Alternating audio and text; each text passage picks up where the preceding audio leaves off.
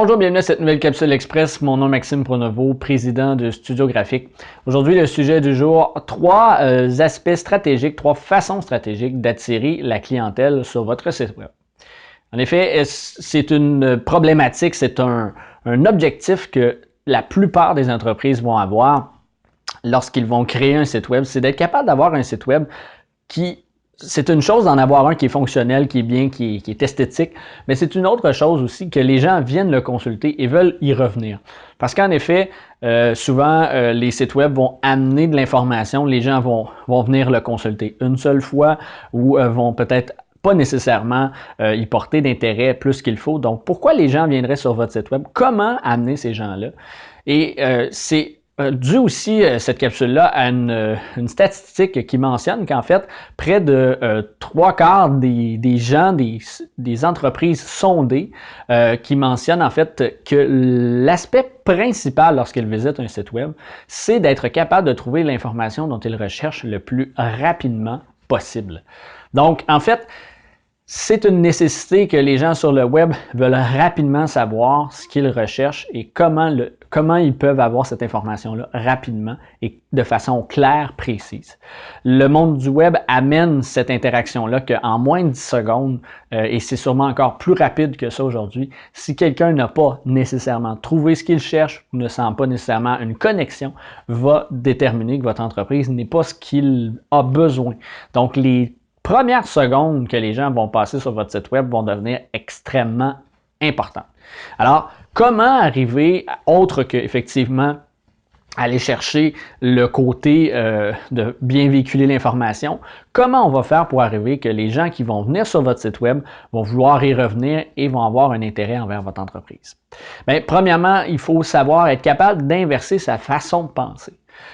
Très souvent, lorsqu'on va faire une conception de contenu au niveau du site web, c'est une problématique. Les gens vont parler de la façon qu'ils connaissent leur entreprise, vont parler d'eux, vont parler selon leur intérêt face à leur entreprise. Ce qu'il faut comprendre, c'est qu'une personne qui se présente sur votre site n'a pas nécessairement les mêmes connaissances que vous en matière de votre entreprise.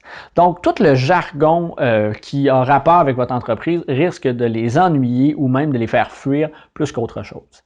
C'est vrai que c'est bien d'aller mentionner des mots qui sonnent importants, qui ont l'air vraiment à vous mettre sur un piédestal, mais ceci étant dit, le client qui lui va lire ça n'aura pas nécessairement le même impact de son côté.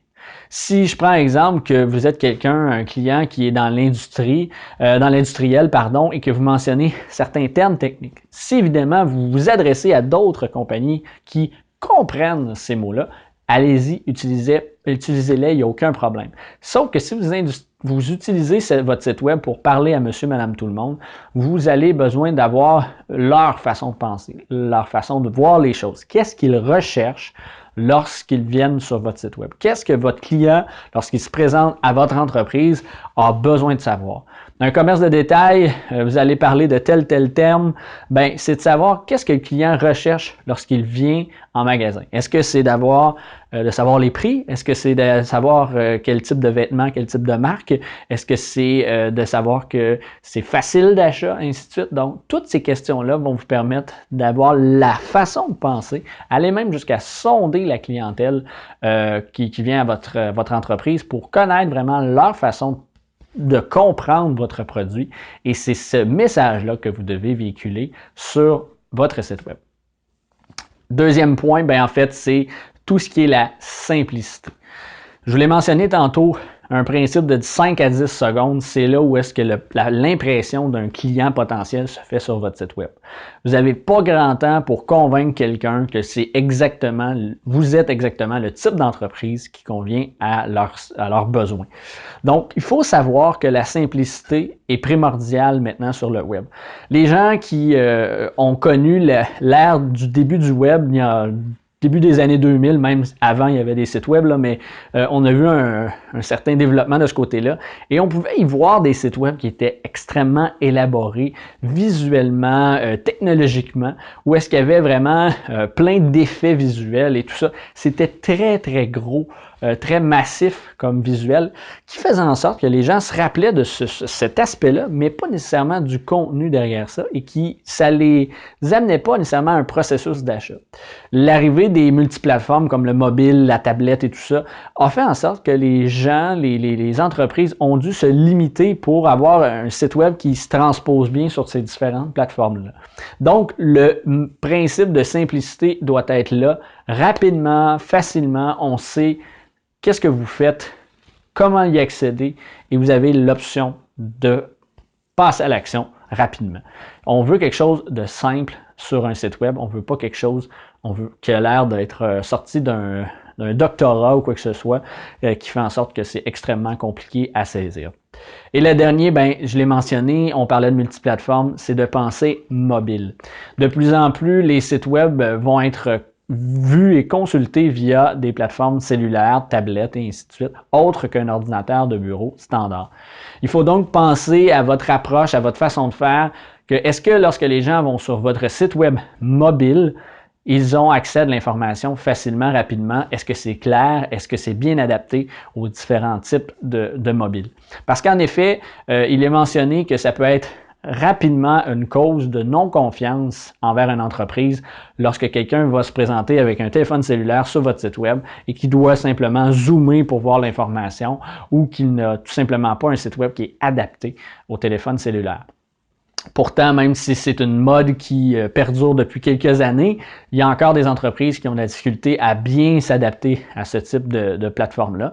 Et il faut concevoir que beaucoup de gens vont consulter votre site web via mobile. Donc, d'être capable de pouvoir contacter directement votre entreprise directement à partir du téléphone cellulaire via un bouton, d'être capable d'avoir de l'information qui se véhicule rapidement, un site qui va vite, qui se télécharge et qui a un caractère. Souvent, on a des petits caractères dans les sites, souvent du texte qui est beaucoup trop long, que les gens ne vont pas nécessairement en prendre connaissance en 100%.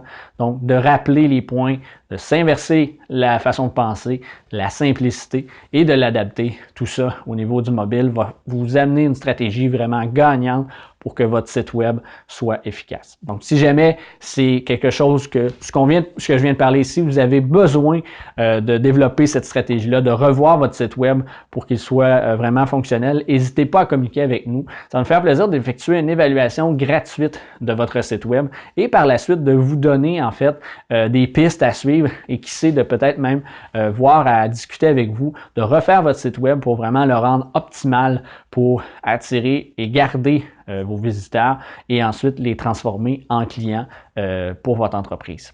Donc voilà, c'est tout pour la capsule d'aujourd'hui. Je vous retrouve très bientôt pour une autre capsule.